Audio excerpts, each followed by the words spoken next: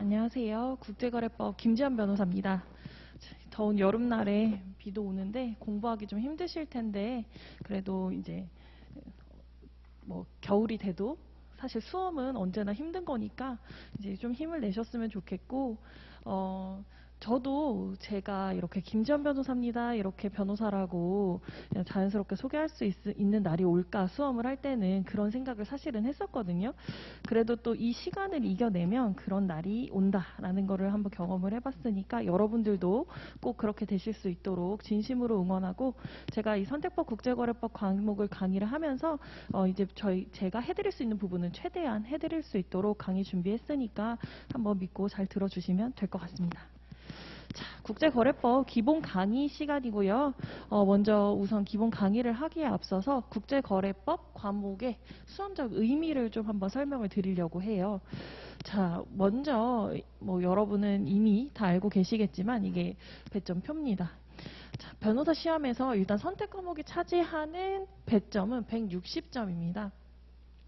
근데 이게 와닿지 않을 수도 있는데 사실 보면 민사 선택형이라던가 기록형이라던가 그리고 형사법 선택형 기록형 공법 선택형 기록형 모든 점수랑 비교해봐도 결코 작지 않은 점수거든요.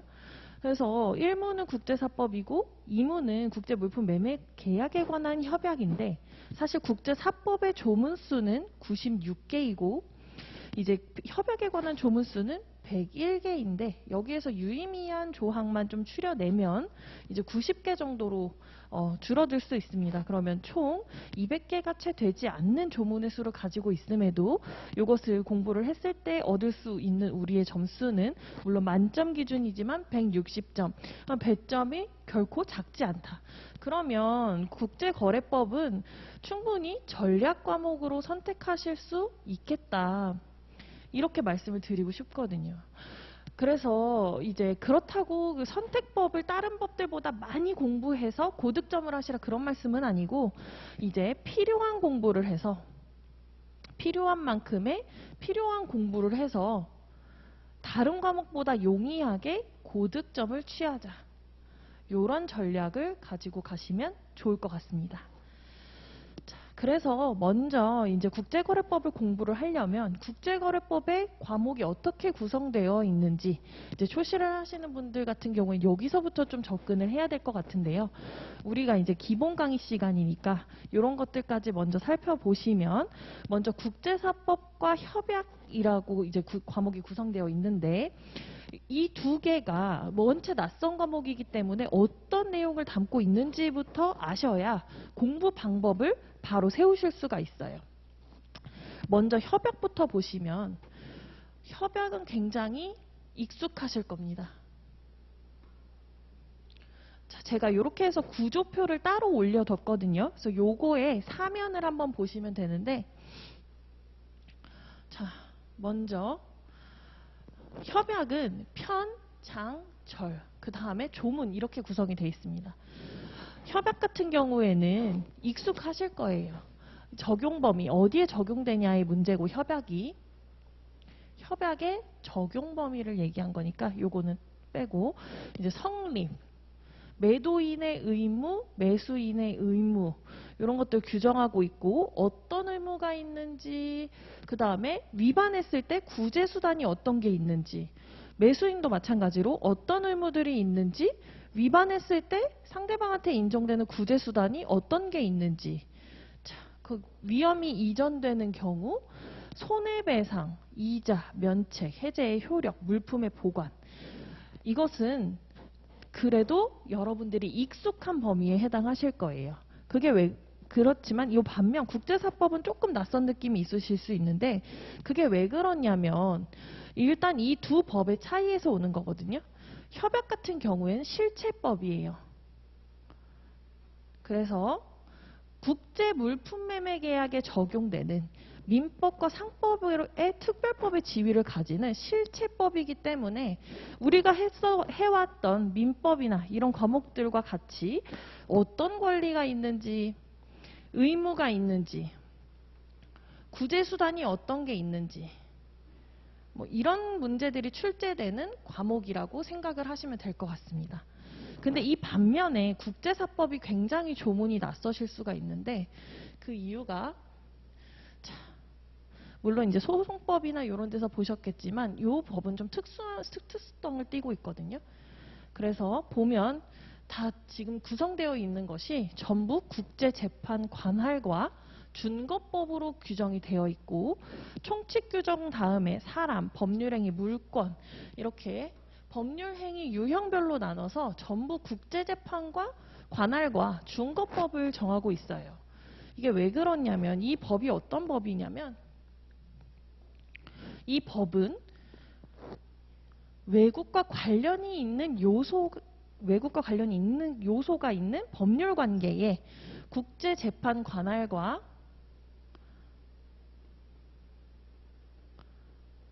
준거법을 정하는 법이기 때문에 그래요. 이게 무슨 말이냐? 외국과 관련이 있는 요소가 있는 법률 관계에 대해서는 어느 국가의 관할권이 인정되는가, 어느 국가 법원의 관할권이 인정되는가, 어느 국가의 법에 따라 판단할 것인가를 정하는 상위 규범이어서 그래요. 상위 규범이 뭐죠? 이게 낯서실 거거든요. 이게 상위 규범이 뭐냐면 어떤 다른 우리나라의 실체법보다 우위적 효력이 있다는 게 아니라 국내 사건과 달리 서배적인 분쟁에 대해서는 우선적으로 얘를 판단해야 된다는 의미거든요.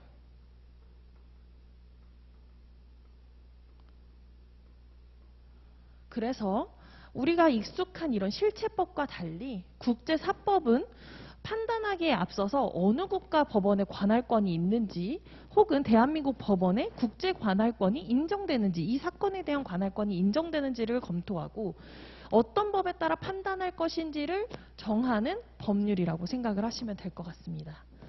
그래서 이 문제를 풀 때도 그렇고 공부할 때도 그렇고 자꾸 이 조문의 내용이 어떤 것을 정하고 있는지에 집중하시게 되면 좀 공부의 방향이나 수험의 흐름 이런 것이 좀 잘못되실 수가 있어요. 그래서 이런 특성을 충분히 이해하신 뒤에 국제사법 공부에 나아가야 됩니다. 그래서 우선은 이제 이런 특성을 가지고 있기 때문에 이렇게 공부를 하셔야 된다라는 점을 인지하시고 저희가 공부를 하게 될 거고 우선은 지금은 기본 강의 시간이기 때문에 어떤 내용의 수업을 할 것인지를 좀 말씀을 드리면 우선 제가 조문의 구조가 중요하다는 말을 계속 드릴 거예요. 구조.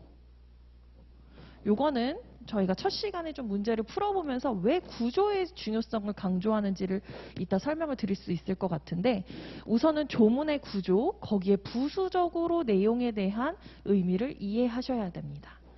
그리고 유의미한 대법원 판례들이 좀 있어요. 우선 하급심 판례들도 나오고 있긴 하지만 그것에 집중하지 않는 것은 우리는 이게 수험 공부기 때문에 수험에 유의미한 것들을 위주로 집중적으로 공부를 해야 되는데 하급심 판례 같은 경우에는 물론 공부하시는데 참고를 하시면 좋습니다. 어떤 때 좋냐면 내가 케이스를 다양하게 파악할 수 있다는 점에선 좋지만 수험에 직접적인 연관이 없으니까 우리는 최소한의 시간을 투자해서 최대의 효율을 누릴 수 있어야 해서 대법원 판례에 집중해서 볼 겁니다. 왜냐하면 국제사법 같은 경우엔 조문만 있으면 풀 수 있지 사실 알지 못해서 못 푸는 그런 판례들이 많지 않아서 알지 못하면 못 푸는 그런 판례들을 위주로 설명을 드릴 거고 그리고 한 가지는 이제 진도별로 기출 변형을 좀 풀어보려고 합니다. 왜냐하면 말씀드렸던 것처럼 국제사법이라는 과목이 굉장히 좀 낯설기 때문에 그냥 조문 얘기만 듣는 것만으로는 나중에 문제를 풀기가 쉽지 않으실 수 있어요. 그래서 어떻게 할 거냐면 이런 식으로 조문의 구조를 파악하시고 이렇게 변호사 시험 기출을 진도별로 좀 추린 사실관계에서 이런 것들을 풀어보는 연습까지 좀 해보려고 합니다.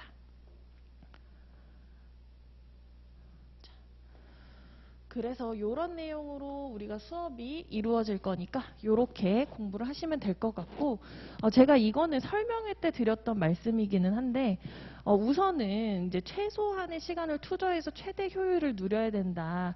그래서 이제 짧은 시간 안에 해야 되는 그런 특성이 있기 때문에 지금 선택법 사실 지금 들으시는 학생분들 절대 늦은 게 아니거든요. 오히려 더 늦더라도 상관은 없는데 내 스스로 불안하기 때문에 지금쯤에는 들으시라고 권유드리긴 하지만 사실 지금도 결코 늦은 게 아닙니다. 그래서 이렇게 기본 강의를 들으시고 그 다음에 회독수를 늘려가시면서 조문의 구조를 적어도 머릿속에 담고 있어야 수험장에서 익숙하게 조문을 찾아낼 수 있기 때문에 그 정도의 학습을 하시라고 말씀드리고 싶고, 짧게 회독수를 늘리는 그런 공부법을 좀 추천드리고 싶습니다. 그래서 그런 내용들은 제가 설명회에서 비교적 자세하게 말씀을 드렸으니까 공부 방법에 대해서 궁금하신 분들은 그 설명회 강의를 참고해 보셔도 좋을 것 같습니다. 자, 그러면 우선 국제사법의 특성 그리고 왜 조문 구조가 중요한지를 계속 말씀드리는지를 먼저 살펴보고 본격적인 수업에 들어가도록 하겠습니다. 자, 1조 먼저 보고 할게요. 자, 이 법은 외국과 관련된 요소가 있는 법률 관계에 관하여 국제재판 관할과 준거법을 정함을 목적으로 한다. 그래서 제가 말씀드렸던 것처럼 이런 것을 목적으로 한다라고 되어 있어서 국제사법은 국제재판 관할과 준거법에 정하는 것을 목적으로 하는 법이어서 문제도 뭐다? 이 두 가지 중에 하나가 출제되게 된다.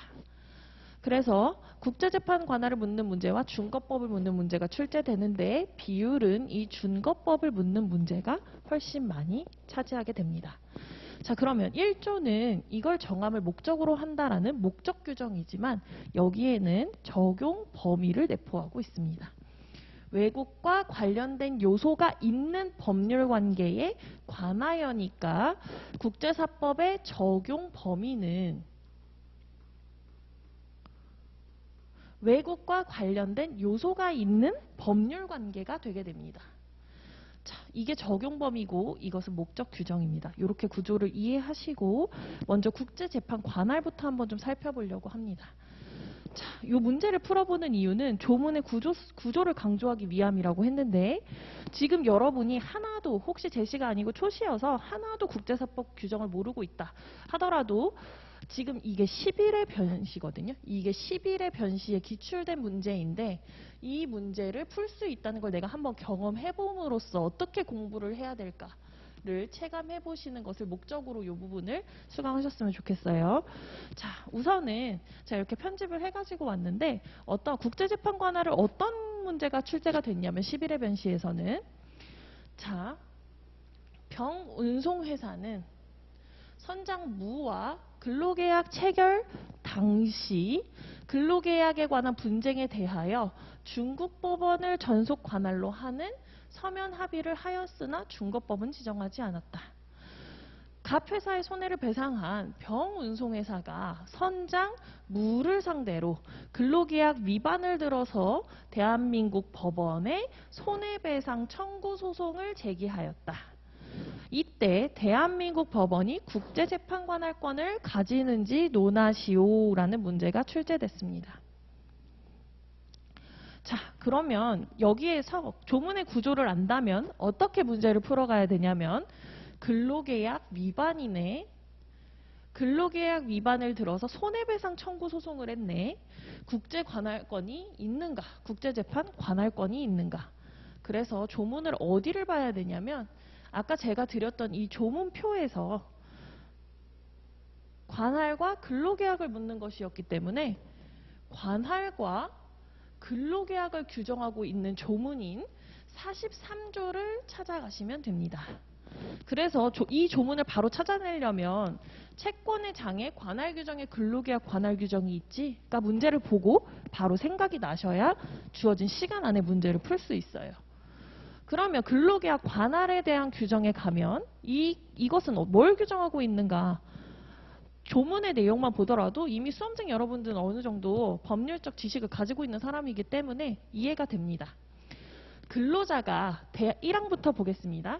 근로자가 대한민국에서 일상적으로 노무를 제공하거나 최후로 일상적 노무를 제공한 경우에는 사용자에 대한 근로계약에 관한 소를 법원에 제기할 수 있다.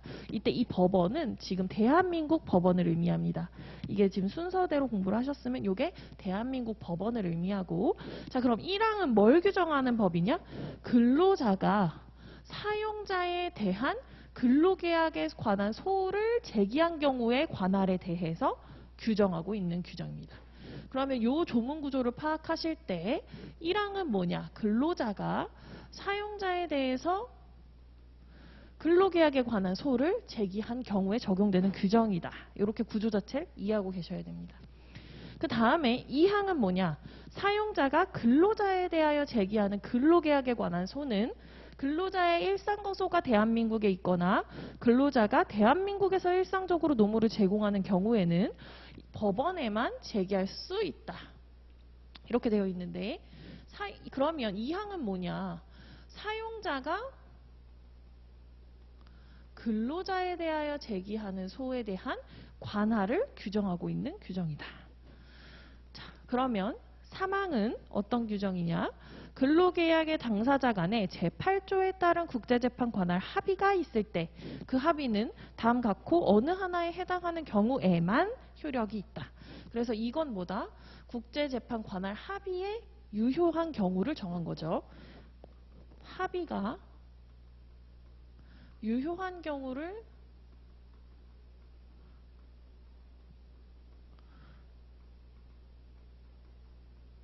정하고 있는 규정입니다. 언제 유효하냐?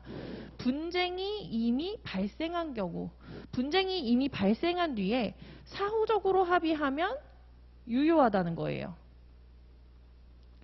그리고 2호는 뭐냐면 국제재판 관할 합의에서 법원 외에 외국 법원에도 근로자가 소를 제기할 수 있도록 한 경우, 이것은 근로자한테만 유리한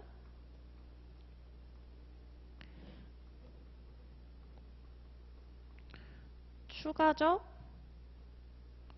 관할 합의라고 합니다. 자, 그러면 조문 구조에 대한 공부를 끝낸 수험생이라면 적어도 이 구체적인 내용, 뭐 일상적으로 노무를 제공하거나 최후로 일상적 노무를 제공한 경우여야 된다. 이것까지는 기억하지 못하더라도 43조 1항은 근로자가 사용자한테 소를 제기한 경우다. 2항은 사용자가 근로자한테 소를 제기한 경우에 적용되는 관할 규정이다. 3항은 관할 합의가 유효로 되는 경우를 정한 규정이다. 라는 것이 머릿속에 담겨져 있어야 됩니다. 그래서 이걸 근거로 문제를 좀 풀어보면, 자, 우리가 사실관계를 여기에서 한번 다시 확인을 해보고 갈게요. 아까 문제가 뭐였냐면 병 운송회사가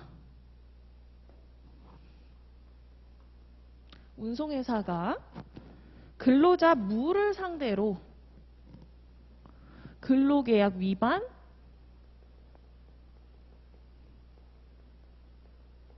손해배상을 청구했다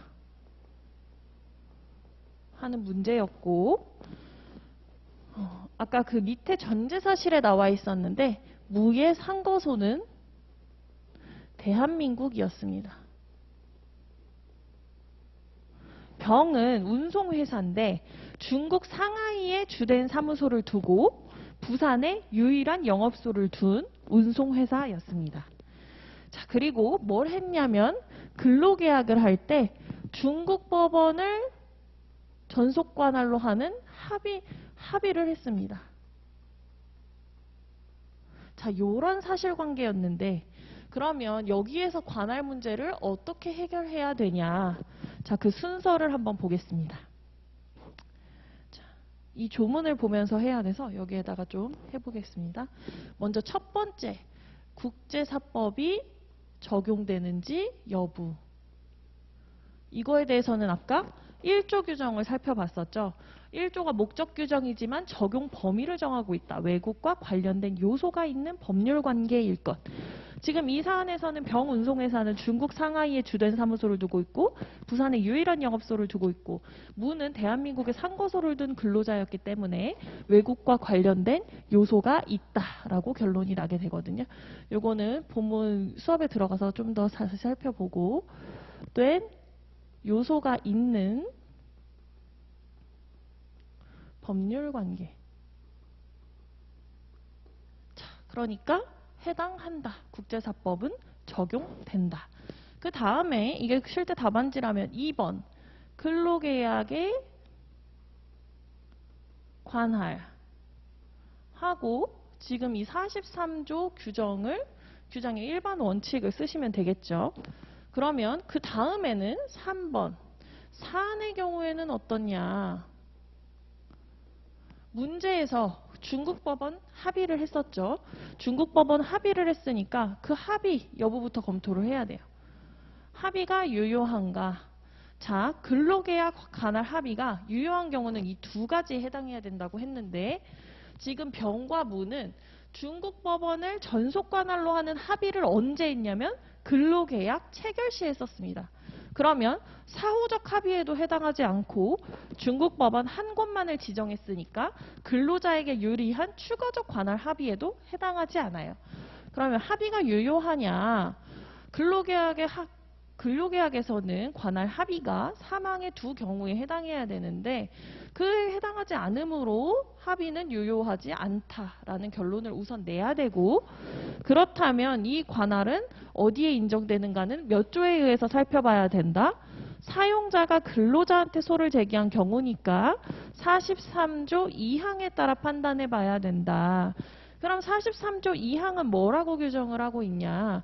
사용자가 근로자에 대해서 제기하는 근로계약에 관한 소는 근로자의 일상거소가 대한민국에 있거나 근로자가 대한민국에서 일상적으로 노무를 제공하는 경우에는 대한민국 법원에만 제기할 수 있다고 규정하고 있으므로 지금 근로자인 무의 상거소가 대한민국이라고 문제에서 주어졌으니까 관할 어디에만 제기할 수 있다? 대한민국 법원에만 제기할 수 있다.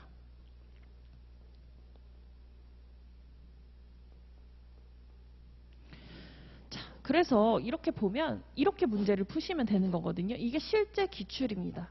그래서 이게 실제 기출 문제이기 때문에 이 순서대로 문제를 찾아가시면 되는데 상당히 낯선 문제풀이긴 하겠지만 사실 조문만 알았다면 거의 오픈북 수준으로 여기에서 찾아가면 되는 문제예요.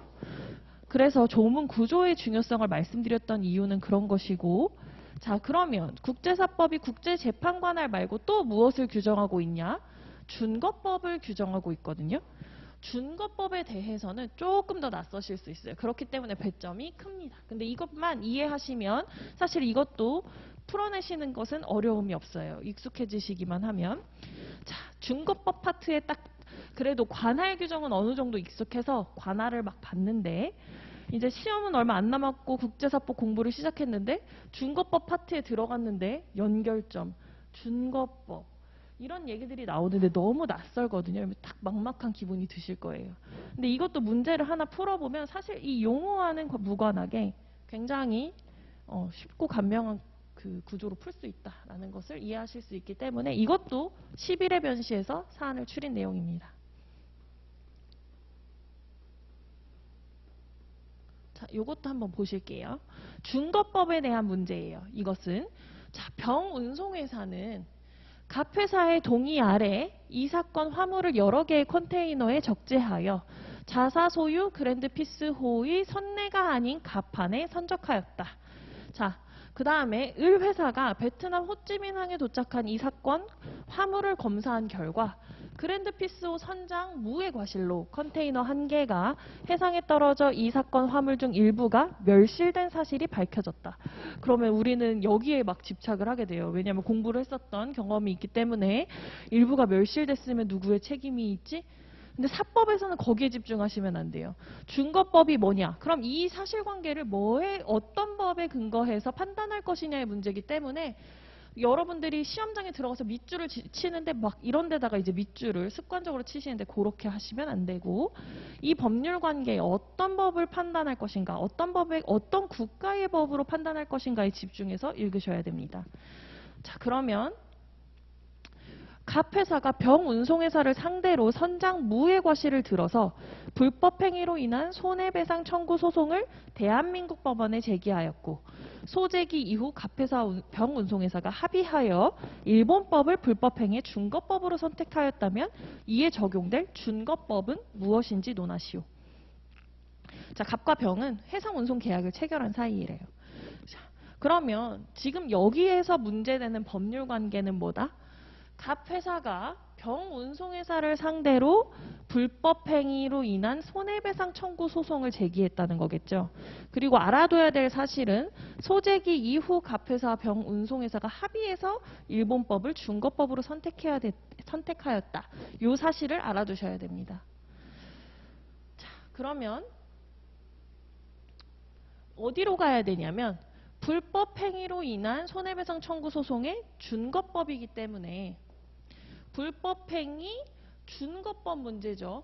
그러면 조문의 구조에서 어딜 찾아가셔야 되냐면, 아까는 관할에서 근로계약을 찾아갔다면 이번에는 준거법에서 불법행위 해서 52조를 찾아가셔야 됩니다. 그래서 52조를 우리가 한번 보면 53조까지 한꺼번에 보셔야 되는데 이것도 내용상 공부를 하시면서 조문 구조를 아셔야 되는 부분이고, 자, 52조의 내용을 한번 읽어보겠습니다. 52조 1항 불법 행위는 그 행위를 하거나 그 결과가 발생하는 곳의 법에 따른다. 그래서 이게 불법 행위 준거법에 관한 원칙 규정이에요. 자, 그러면 2항 불법 행위를 한 당시 동일한 국가 안에 가해자와 피해자의 일상거소가 있는 경우에는 1항에도 불구하고 그 국가의 법에 따른다. 국제사법은 이런 구조를 많이 취하는데, 자, 1항에도 불구하고 라고 되어 있으면 2항에서 불법 행위를 한 당시에 동일한 국가 안에 가해자와 피해자의 일상거소가 있다면 그 국가의 법에 따르니까 이 행위지나 결과 발생지는 관련이 없게 되는 거겠죠. 2항이 우선 적용되는 거예요. 이 일상고소가 없는 경우에는 이제 1항이 적용된다. 이렇게 생각을 하시면 되고, 3항은 가해자와 피해자 간에 존재하는 법률 관계가 불법 행위에 의하여 침해되는 경우에는 이때는 제1항, 제2항에도 불구하고 그 법률 관계의 준거법에 따른다. 그러면 이 경우에도 피해자 간의 법률 관계가 있어서 그게 침해된 경우일 때는 법률 관계의 준거법을 적용하고, 법률 관계가 침해된 경우가 아니면 2항에 따라서 동일한 국가의 가해자와 피해자의 일상고소지가 있는 경우인지를 봐야 되고, 그 경우도 아니라면 1번의 원칙 규정, 1항의 원칙 규정이 적용된다라는 의미거든요. 그러면 53조도 같이 한번 보실게요. 53조는 뭐냐면 당사자는 제50조부터 52조까지 규정에도 불구하고예요. 여기는 사무관리 부당이득, 불법 행위가 발생한 후 합의에 의하여 대한민국 법을 그 준거법으로 선택할 수 있다라고 규정하고 있어요. 그러면 53조에 적용되는지를 보고 여기가 불구하고이기 때문에 53조에 사후적인 합의가 있다면 53조가 적용되고, 만약에 이게 없다면 그 다음에 이제 3항의 규정, 그 다음에 2항, 1항 이런 순서로 검토가 되셔야 됩니다. 자, 이렇게 검토의 순서를 조문 구조를 이해하신다면, 물론 본문 내용에서 이제 설명을 드릴 부분이지만 이렇게 이해를 하셔야 돼요. 그럼 아까 사안이 뭐였죠? 아까 사안이 갑회사가 병회사를 상대로 사안은 불법 행위에 관한 손해배상 청구였어요.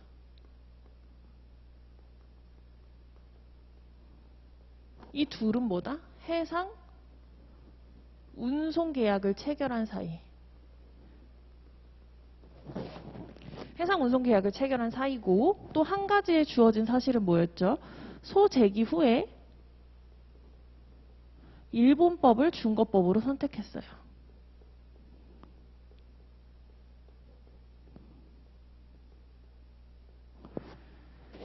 요런 사실관계인데 그렇다면 먼저 이것도 똑같이 뭘 봐야 되죠? 1조의 국제사법이 적용되는지 먼저 보셔야겠죠. 외국과 관련된 요소가 있는지. 이제 외국과 관련된 요소에는 당연히 해당이 될 것 같아요. 자, 그러면 2번은 뭘 적어야 되냐? 불법행위의 준거법의 일반론을 쓰셔야 되겠죠. 요거를 뭐라고 하냐면 법적인 용어로는 단계적 연결이라고 합니다. 그래서 요 단계적 연결에 대한 내용을 적으시고, 자, 그러면 그 뒤에 이제 3번 사안의 경우에 어떻게 되는지를 봐야 될 것 같아요. 자, 첫 번째로 뭘 판단한다고 했죠?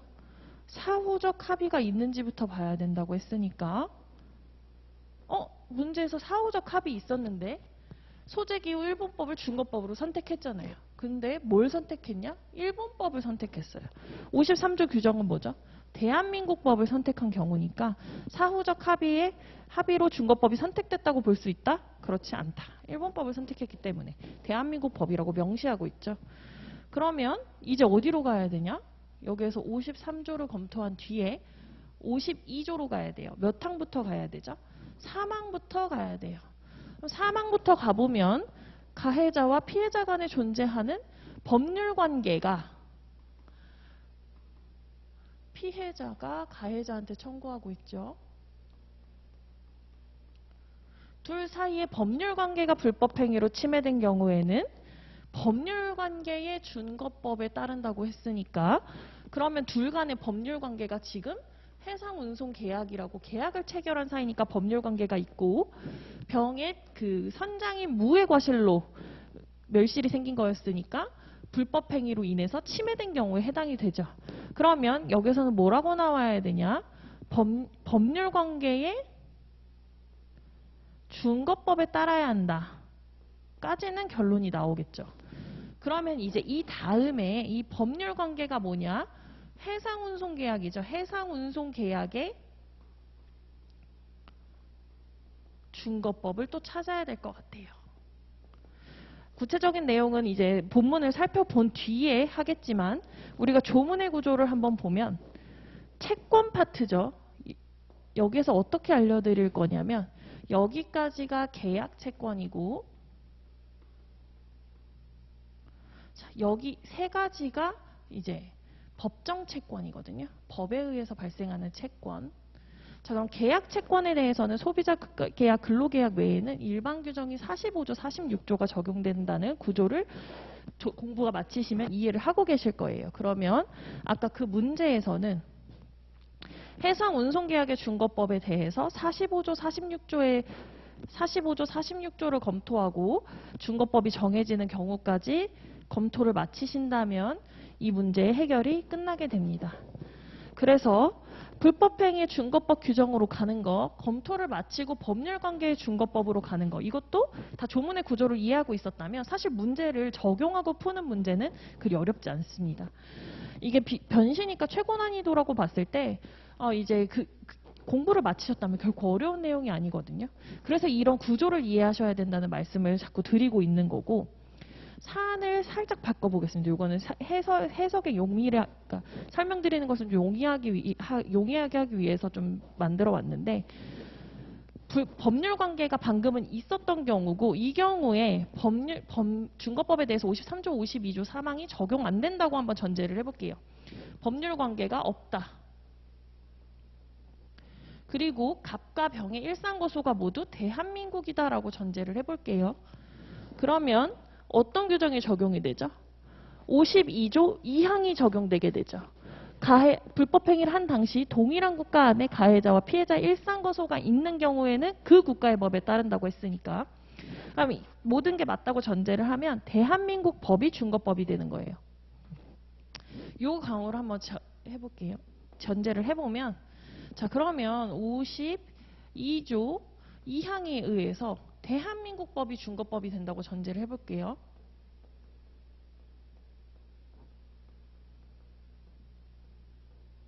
제가 좀 악필인데 이렇게 글씨를 써도 이제 변호사 시험에서는 모두 출제위원분들께서 알아봐 주신다라는 거 유념하시면서 한번 봐주셨으면 좋겠어요.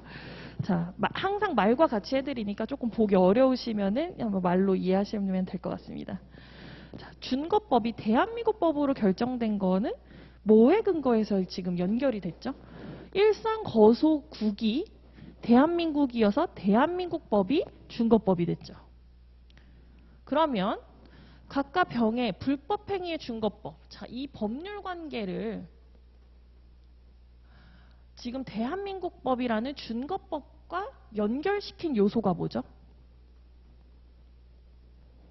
이게 일상거소지인 거거든요. 지금 일상거소가 모두 대한민국이어서 대한민국 법이 준거법이 됐는데, 그래서 불법행위의 준거법으로 대한민국 법이 선택된 것은 일상거소라는 요소가 대한민국 법, 준거법과 연결을 시켰기 때문에 이제 대한민국 법이 준거법이 된 상황이거든요. 그래서 이 일상거소를 뭐라고 하냐? 연결점이라고 하는 거예요. 국제사법에서는. 근데 이 연결점이 뭔지가 이해가 안 되니까 이게 모든 책에 이렇게 국제사법이 적용되는 순서들을 다 정하고 있는데 이게 그래서 이해가 안 되시는 거예요. 그럼 방금 약간 변형됐던 사례를 예를 들어서 국제사법이 어떻게 적용되는지를 한번 보시면, 첫 번째, 국제사법의 적용 여부부터 먼저 판단을 해야 된다고 말씀을 드렸죠. 문제된 법률 관계가 외국과 관련된 요소가 있는 법률 관계인가, 이것부터 살피셔야 되는데, 이거에 대해서는 이따 설명을 드리겠지만 뭐 국적이라던가 영업소라던가 문제는 행위지, 뭐 불법행위 결과 발생지, 이런 것들이 모두 포함돼서 외국과 관련된 요소가 있는지만 검토를 해내시면 됩니다. 그 다음에 두 번째, 법률 관계의 성질 결정이라는 거는 아까 뭐였죠? 저희가 불법행위에 대한 손해배상 청구여서 준거법 규정을 찾아갔죠. 문제된 법률 관계가 어떤 성질의 것인가? 그러면 아까 그 사안을 예로 들면 불법행위가 법률관계가 되는 거예요. 그럼 불법행위다, 법률관계는. 그러면 아까처럼 조문을 찾아가시면 돼요. 불법행위의 준거법을 몇 조에서 규정하고 있다? 52조, 53조에서 규정하고 있다. 그러면 52조, 53조를 찾아가셨어요. 그런 다음에 연결점, 변형된 사례에서는 연결점이 뭐였죠? 일상거소지였어요.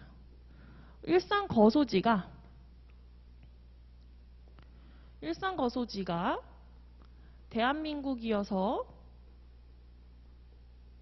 대한민국 법이 준거법이 됐는데, 그래서 준거법을 법률관계, 불법행위와 연결시켰던 요소가 일상거소지다. 그래서 아까 그 사안에서는 연결점이 일상거소지로 확정이 되게 된 거예요. 근데 여기에서 한 가지 문제되는 경우들이 어떤 것들이 있냐. 일상거소지 말고도 국제사법이 잘 활용하는 연결점이 국적이 있어요. 물론 일상거소지도 확정되지 않는 경우에 조문을 두고 있긴 하지만, 자, 국적에 대해서 많이 연결하는데, 이때 국적이 연결점이 되면 준거법이 뭐냐면 본국법이 됩니다. 자, 근데 국적으로 본국법, 준거법을 연결시키려고 하는데 국적이 이중국적이거나 없거나 이런 경우에는 국적이 어딘지를 확정시켜야만 본국법을 찾으실 수 있겠죠.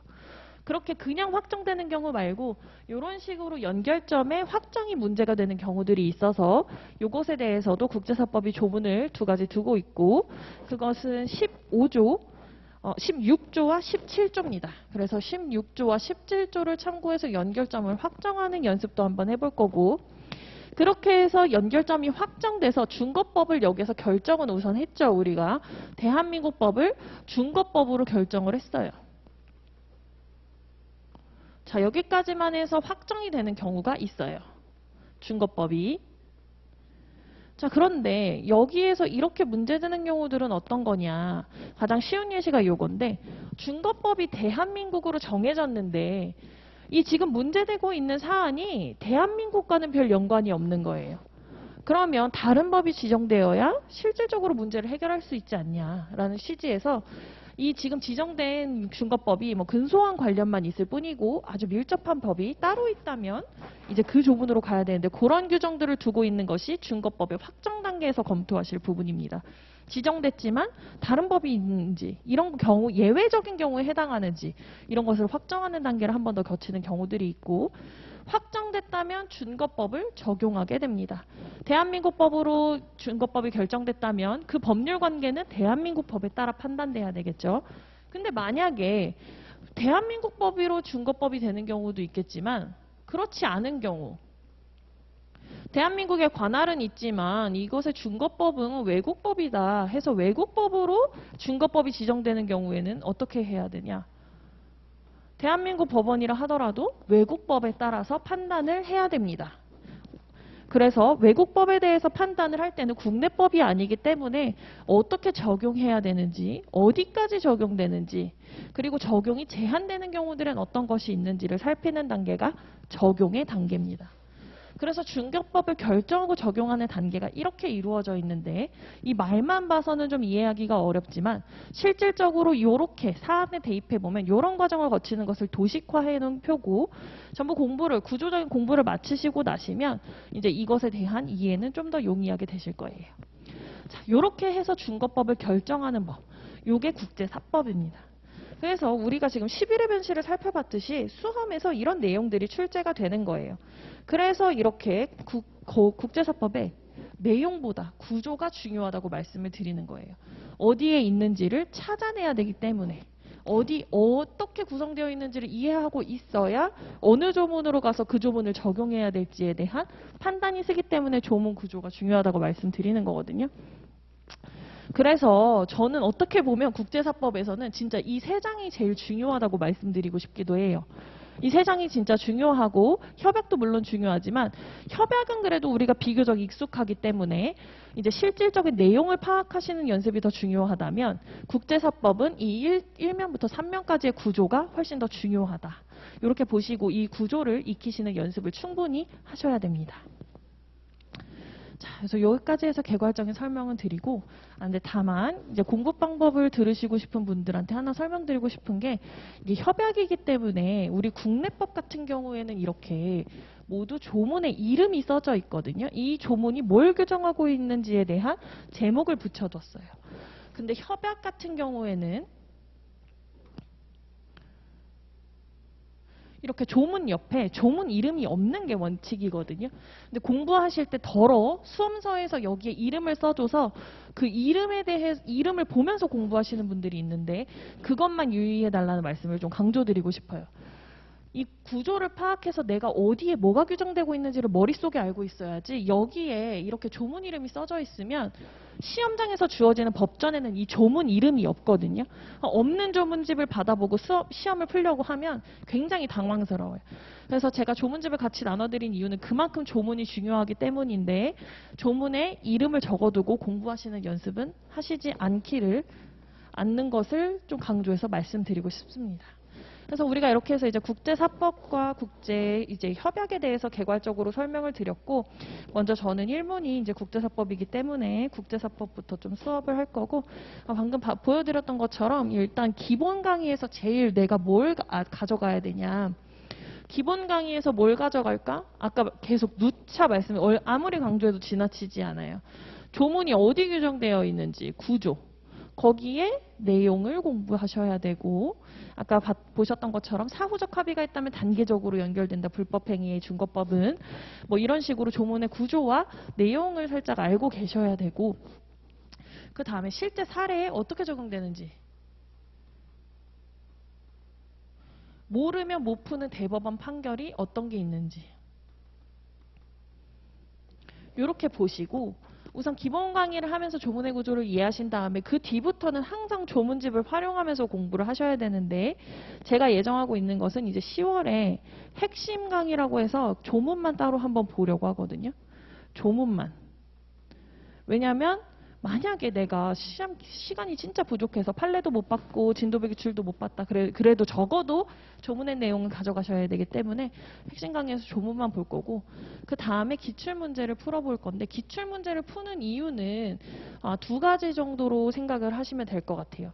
우선 사안이 굉장히 긴데 나눠지고 밑줄 쳐야 될 부분들이 따로 있거든요. 특히 국제사법의 경우에는. 근데 이제 무관한 부분에다 막 밑줄을 쳐놓고 내가 그걸 다시 찾아가려고 하면 시험 시간이 사실 길지 않기 때문에 그렇게 해서는 하실 수가 없어서 기출문제를 통으로 보면서 문단을 나누고 중요한 부분을 체크하는 연습을 좀 하셔야 돼요. 최소 뭐 한 이제 과목당 한 5개에서 6개 정도 시간이 허락하는 한 최대한 많은 기출을 좀 볼 예정이고, 이제 기출 문제를 하면서 또 해야 되는 거는 문구를 챙겨 가셔야 될 것 같아요. 뭐 만약에 국제사법의 적용 여부다 그러면 기계적으로 딱 쓰고 넘어가야 될 문구가 어느 정도인지를 한번 체크해 보시고 넘어가시고, 그 다음에 또 하나 말씀드리고 싶은 게, 제가 이거는 설명회에서 드렸던 말씀인데, 시험장에 간 날이라던가 아니면 시험 2일차 저녁에 국제사법, 국제거래법 선택하셨다면 2일차 저녁에 잠깐 봐라, 이런 말씀을 드렸어요. 왜냐하면 이게 또 우리가 회독수를 많은 과목들을 반복하다 보면 좀 잊혀지거든요. 근데 사실 시험 2일차 저녁에 저도 이제 수험 경험이 있지만 민법 볼 거 너무 많죠. 막 민법, 민사소송법 다 봐야 되고, 내 욕심에는 오늘 저녁에 막 민사소송법은 다 끝낼 수 있을 거고 하지만 하루 종일 시험을 친 수험생은 그런 체력이 허락되지 않습니다. 그럴 때 효율을 누리려면 아까 우리가 배점표 봤듯이 민법 그날 공부해서 5점, 10점 더 맞는 것보다 국제사법이나 국제협약 봐가지고 더 맞는 것이 전략적으로 맞을 수 있으니까 이럴 때 보셔라. 여기까지 말씀드릴 수 있을 것 같습니다. 그래서 나머지는 이제 한번 설명 강의 참조하면서 공부 방법을 좀 정하셨으면 좋겠고, 그러면 아까 봤던 1조 내용부터 해서 이제 본격적인 수업에 들어가도록 하겠습니다. 자, 1조는 총칙 규정에 있고, 자,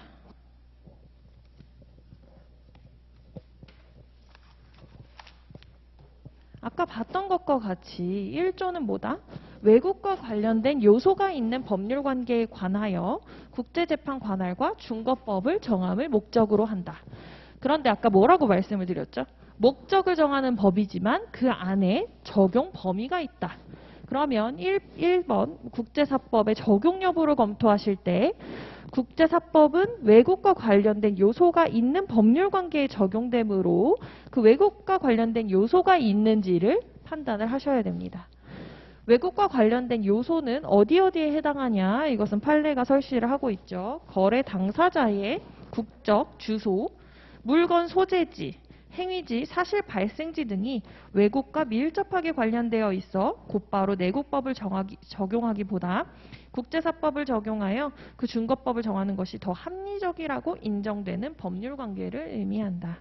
간단하게만 쓰시면 될 것 같아요. 사실은 이것은 뭐 배점의 차이가 있는 것은 아니니까 간단하게 쓰시면 되고, 자, 그럼 국제재판 관할은 무엇이냐? 외국적 요소가 있는 법률 관계에 대한 분쟁을 법원에 재판할 권한이 있는지의 문제다. 중거법은 뭐냐? 외국적 요소가 있는 법률 관계에 관한 분쟁을 어느 국가의 법률, 사법 체계에 따라서 판단할 것이냐. 그러니까 일본법, 대한민국법 뭐 이런 식으로 어느 국가의 사법 체계에 따라서 판단할 것인지의 문제이다. 자, 그러면 한 가지 말씀을 안 드린 게, 아까 조문구조표를 보시는 방법에 대해서 한번 말씀을 드려야 되는데, 다른 것은 아니고 국제사법이 개정됐죠. 근데 사실 수험생들한테 개정이 미치는 영향은 많지는 않아요. 왜냐하면 나는 올해 그냥 적용되는 법을 공부하면 되는 문제니까. 근데 그래도 이제 신설이 된 취지가 이제 관할권을 좀 구체적으로 규정하는 취지가 있어서 제가 신설된 조문은 음영으로 표시를 해뒀고, 전면 개정이기 때문에 사실 조문이 전부 개정된 것이지만 실질적인 내용이 변경된 것에 대해서는 이렇게 밑줄을 그어놨습니다. 그래서 그것을 참고해서 조문표를 보시면 될 것 같고, 이제 관할에 관한 규정은 2조가 개정됐고 나머지는 모두 신설되었다라고 생각하시면 될 것 같아요. 신설돼서 좀 공부 양이 많아지고 조문수가 많아졌다고 해서 혹시 올해 국제거래법엔 좀 내가 불리한 거 아닐까 이런 생각도 하실 것 같은데, 제가 생각했을 때는 그동안에 일반 민사소송법을 다 참작해서 판단했던 관할을 규정을 구체적으로 뒀기 때문에 오히려 조문이 주어지는 우리로서는 관할에 대한 규정이 주어지는 게 결코 불리하지 않다. 그렇게 생각하시고 하고, 또 이제 관할 규정이 이제 개정된 만큼 또 개정되는 문제가 출제되지 않을까 이렇게 조심스럽게 좀 예상을 해봅니다. 그래서 다시 이제 2조부터 하시면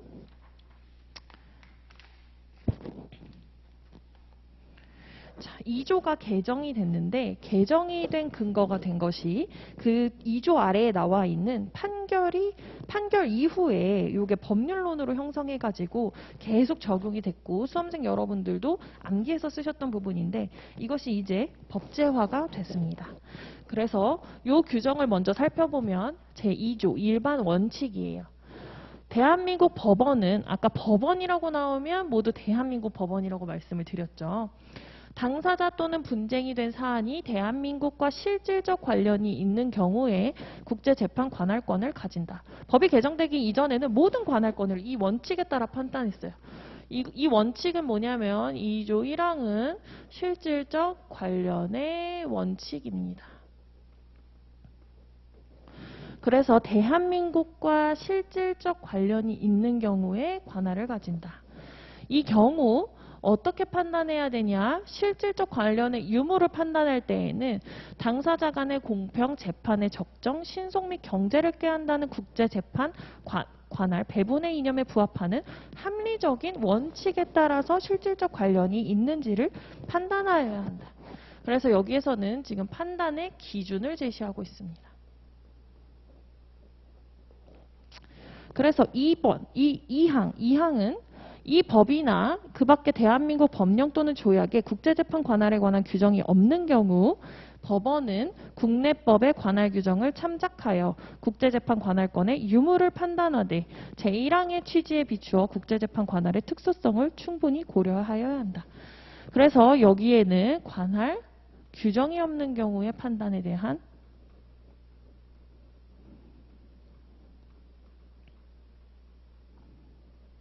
내용을 정하고 있습니다.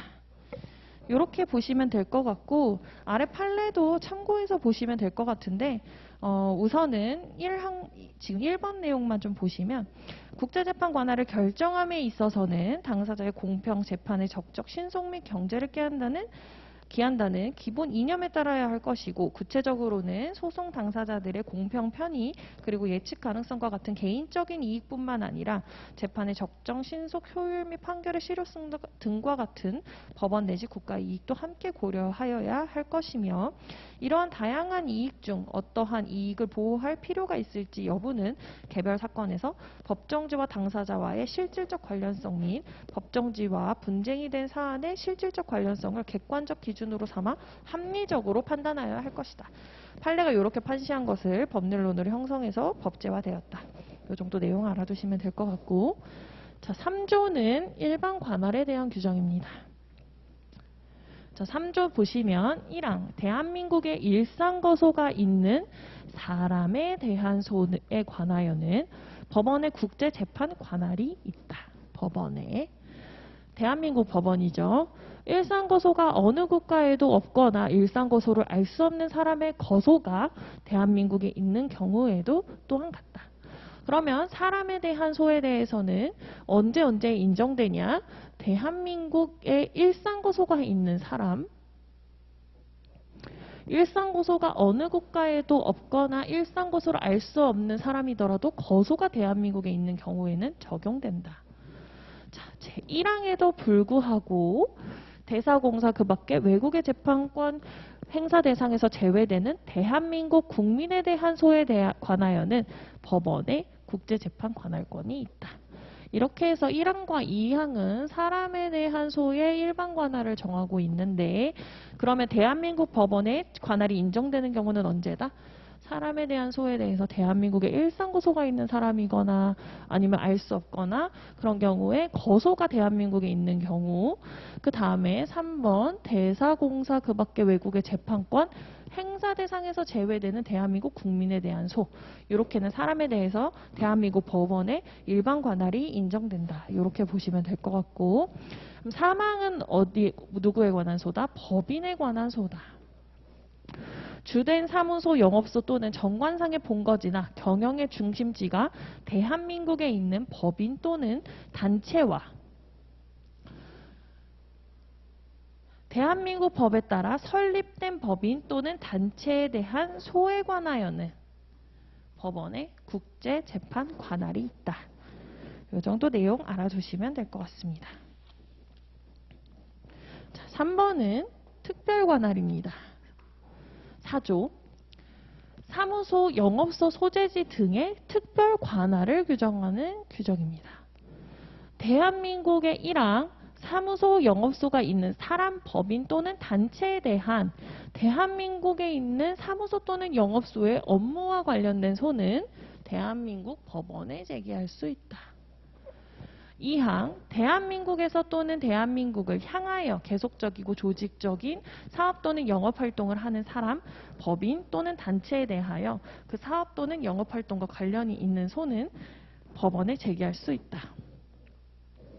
이렇게 해서 이 내용을 알아두시면 될 것 같고, 이것은 이제 민사소송법 제7조 근무지에 특별관할 인정되는 경우랑 사무소 영업소가 있는 곳에 특별관 재판적 인정되는 경우에 대해서 대응해가지고 특별관할을 신설해둔 규정이다. 이 정도 알고 가시면 될 것 같습니다. 자, 그러면 5조로 넘어가 보면, 자, 5조는 재산 소재지의 특별관할입니다. 재산권에 관한 소는 다음 각호 어느 하나에 해당하는 경우 법원에 제기할 수 있다.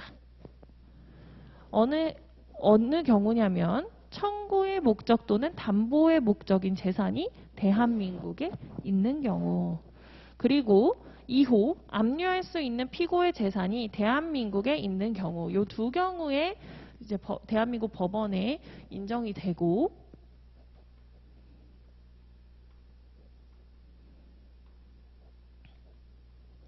다만 분쟁이 된 사안이 대한민국과 아무런 관련이 없거나 근소한 관련이 있는 경우, 또는 그 재산의 과액이 현저하게 적은 경우에는 제외한다라고 되어 있네요.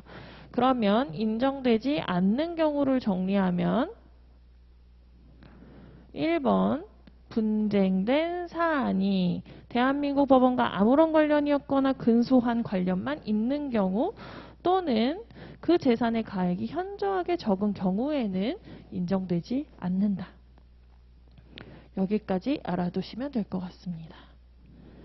자, 6조 관련 사건의 관할입니다. 1항부터 보시면 상호 밀접한 관련이 있는 여러 개의 청구 가운데 하나에 대하여 법원에 국제재판 관할이 있으면 그 여러 개 청구를 하나의 소로 법원에 제기할 수 있다. 익숙하시죠? 민사소송법을 공부하셔서 요거에는 소의 객관적 병합이 되는 경우에 관할권이 인정된다. 이렇게 이해하시면 편하실 것 같고, 2항 공통피고 가운데 1인의 피고에 대하여 법원이 제3조에 따른 일반 관할을 가지는 때에는 그 피고에 대한 청구와 다른 공동피고에 대한 청구 사이에 밀접한 관련이 있어서 모순된 재판의 위험을 피할 필요가 있는 경우에만 공동피고에 대한 소를 하나의 소로 제기할 수 있다. 이거는 소의 주관적 병합의 경우 관할을 의미합니다. 자, 3항입니다. 다음 각호 사건의 주된 청구에 대하여 제56조부터 제61조까지의 규정에 따라 법원의 국제재판 관할이 있는 경우에는 친권자, 양육자 지정, 부용료 지급 등 해당 주된 청구에 부수되는 부수적 청구에 대해서도 법원에 소를 제기할 수 있다. 다음 각호의 주된 청구에 대한 제56조부터 제61조까지 규정에 따라 법원의 국제재판 관할권이 인정되는 거니까 여기가 주된 청구가 되고, 그 다음에 친권자, 양육자 지정, 부양료 지급 이 부분이 부수적 청구가 됩니다. 그래서 3항은 어떤 경우냐면 가사 사건에서 부수적 청구에 관련 사건 관할이 인정되는 경우입니다.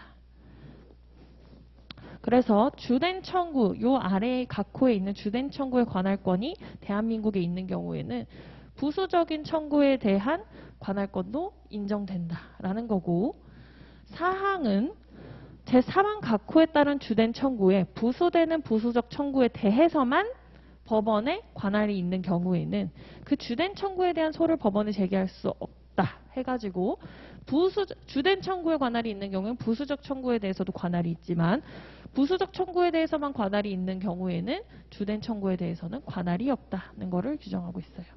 그래서 이 4번과 4항은 가사사건에서 부수적인 청구에 관할권이 인정되는 경우를 규정하고 있다. 여기까지 알아두시면 될 것 같습니다. 근데 넘어가시면 제가 39조 2항을 명시해뒀는데 이제 명시적으로 6조 1항의 적용을 배제한 규정이기 때문에 여기에 넣어뒀고 그 내용을 살펴보시면 지식재산권 침해에 관한 소의 특별 관할인데 2항에 보시면 제1항에 따라 소를 제기하는 경우 어떤 경우냐면 지식재산권 침해에 대한 소고 이 경우에는 6조 1항을 적용하지 않는다라고 되어 있어요. 왜 그러냐면 1항 단서에 보시면 이 경우 대한민국에서 발생한 결과에 한정한다라고 되어 있어서 지식재산권 침해에 관한 소는 대한민국에서 발생한 결과에 한해서 법원에 관할을 인정하고 있는데 이제 법원이 제6조 1항의 규정을 적용해서 관할권을 확대하는 것을 방지하기 위해서 1항과 모순되지 않게 하기 위해서 이렇게 명시적으로 6조 1항 규정이 배제됨을 명시하고 있다는 점까지 알아두시면 될 것 같습니다. 자, 7조 본소에 대하여 법원의 국제재판 관할이 있고 소송 절차를 현저히 지연시키지 아니하는 경우 피고는 본소의 청구 또는 방어 방법과 밀접한 관련이 있는 청구를 목적으로 하는 반소를 본소가 계속된 법원에 제기할 수 있다라고 규정을 하고 있어요. 그러면 반소를 본소가 계속된 법원에 제기할 수 있는 요건은 뭐냐? 첫 번째, 본소에 대하여 법원의 국제재판 관할이 있는 경우일 것. 그 다음에 2번, 소송 절차를 현저히 지연시키지 아니하는 경우일 것. 3번, 본소의 청구 또는 방어 방법과 밀접한 관련이 있는 청구를 목적으로 하는 반소일 것의 요건을 갖추었을 때 반소를 본소가 계속된 법원에 제기할 수 있다라고 보시면 됩니다. 요건입니다. 자, 그러면 그 다음 8조 규정입니다. 8조는 합의 관할이어서 비교적 이제 이거 판례로 규율했던 부분이기는 하지만 빈출됐던 쟁점이니까 이 쟁점은 잘 알아두셔야 될 것 같습니다. 자, 1항. 당사자는 일정한 법률관계로 말미암은 소에 관하여 국제재판 관할 합의를 할 수 있다 해서 합의를 원칙적으로 유효하게 보고 있습니다. 그런데 단서에 보시면 합의가 다음 각호 어느 하나에 해당하는 경우에는 효력이 없다라고 해서 예외적으로 합의의 효력이 없는 경우를 정하고 있어요. 1호는 뭐냐면 합의에 따라 국제재판 관할을 가지는 국가의 법에 따를 때 그 합의가 효력이 없는 경우. 그 다음 2호, 합의를 한 당사자가 합의를 할 능력이 없었던 경우. 3호, 대한민국의 법령 또는 조약에 따를 때 합의의 대상이 된 소가 합의로 정한 국가가 아닌 다른 국가의 국제재판 관할에 전속하는 경우. 4호, 합의의 효력을 인정하면 소가 계속된 국가의 선량한 풍속이나 그 밖의 사회질서에 명백히 위반되는 경우. 그래서 합의 관할에 대한 문제가 출제되면 원칙적으로 유효하지만 이렇게 해서 효력이 없는 경우인지 이 4가지 조문에 해당해서 효력이 없는 경우인지까지 판단을 해보셔야 됩니다. 그런데 합의의 요건을 2항에서 정하고 있는데 어떤 요건을 요하냐? 서면의 요건을 요구합니다.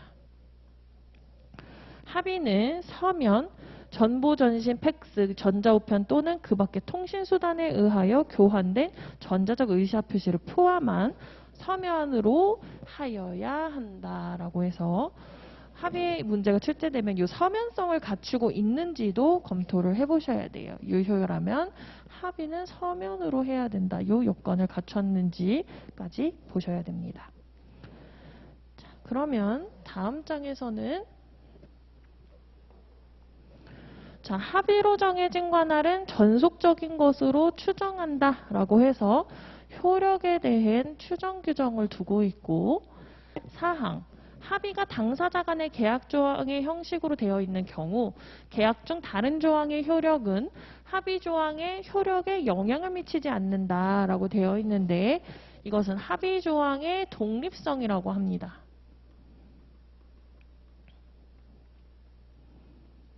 자, 계약의 형식으로 합의 관할까지 정하고 계약 속에서 한 경우에 다른 조항으로 계약의 유무효가 다투어지고 있다면 이 분쟁을 합의한 곳에서 판단을 받아야 되는데 합의 조항까지 무효가 되면 안 되겠죠. 그래서 여기 합의 조항은 얘와 무관하게 이제 독립성이 인정된다라는 규정입니다. 자, 그럼 5번은 뭐냐? 5번은 외국 법원을 선택하는 전속적 관할 합의가 있는 경우입니다. 당사자 간의 일정한 법률 관계로 말미암은 소에 관하여 외국 법원을 선택하는 전속적 관할 합의가 있는 경우에는 법원의 그 소가 제기된 때에는 법원은 해당 소를 각하하여야 한다. 다만 다음 각호 어느 하나에 해당하는 경우에는 그러하지 아니하다. 그래서 외국 법원의 전속 관할이 있는 경우고 선택한 그러면 원칙적으로 법원은 각하를 해야 하는데 이 경우에는 각하하지 않는다고 구조를 이해하시면 될 것 같습니다. 1호 합의가 제1항 각호의 사유로 효력이 없는 경우, 2호 제9조에 따라 변론 관할이 발생하는 경우, 3호 합의에 따라 국제재판 관할을 가지는 국가의 법원이 사건을 심리하지 아니하기로 하는 경우, 그 다음에 4호 합의가 제대로 이행될 수 없는 명백한 사정이 있는 경우. 그래서 합의 관할 규정이 굉장히 상세하게 규정됐기 때문에 이 조문은 좀 면밀히 알아두실 필요가 있습니다. 그래서 제가 이제 그 이전 판례에서 요건을 정하고 있던 거는 각주에 실어놓긴 했는데 이제는 법이 개정됐으니까 이 8조에 따라서 판단을 하시면 될 것 같습니다. 자, 그러면 이 7조, 8조 규정을 본 뒤에는 이 13조를 함께 보셔야 되는데 이 13조가 적용 제외를 두고 있기 때문에 그런데요. 자, 내용을 보시면 제24조, 제56조부터 제59조까지 제61조, 제62조, 76조, 제4항 및 89조에 따라 국제재판 관할이 정해지는 사건에 대해서는 제8조와 9조를 적용하지 아니한다고 13조에 적용 제외 규정을 두고 있어요. 왜 그러냐면 합의 관할은 어쨌든 당사자들이 선택하는 관할이 인정되는 건데 이런 사건들의 경우에는 당사자 의사와 무관하게 법원의 개입이 필요하다고 보는 거거든요. 그래서 대표적으로 일단은 지금 친족에 관한 사건들이 많은데 친족에 관한 사건은 사람에게 신분이나 생활상에 중대한 영향을 미치니까 이제 임의로 당사자들이 선택하는 것에 개입을 하겠다라는 취지거든요. 그래서 이런 사건에는 8조와 9조가 적용되지 않는다. 그래서 여기에서 하나 가사 사건에서 빠진 규정이 지금 56, 57, 58, 59, 61, 62가 있는데 60조가 빠졌죠. 이게 부양에 관한 사건인데 여기에는 원칙적으로 합의 관할과 변론 관할이 인정되긴 하지만 예외적으로 인정되지 않는 규정을 별도로 두고 있다는 점까지 챙겨서 넘어가시면 될 것 같습니다. 자, 그러면 8조와 9조를 제외한다고 했는데 9조는 어떤 내용이냐면 피고가 국제재판 관할이 없음을 주장하지 아니하고 본안 사건에 대하여 변론하거나 변론 준비기일에서 진술하면 법원에 그 사건에 대한 국제재판 관할이 있다. 이건 거의 민사소송법상 변론 관할에 대응하는 규정이기 때문에 거의 요건이 동일하고 자, 이제 피고가 국제재판 관할이 없음을 주장하지 아니하고 법원에 본안에 대해서 변론하거나 변론 준비기일에서 진술하면 법원에 대해서 국제재판 관할이 인정된다라는 규정까지 알고 가시면 될 것 같습니다.